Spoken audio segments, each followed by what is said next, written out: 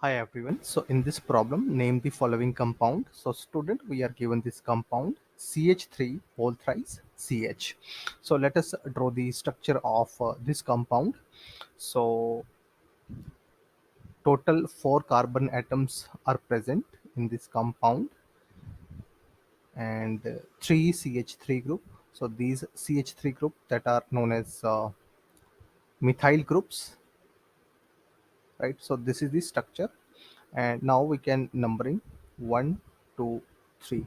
So at second position you can see this group that is known as methyl group that is present, and this is the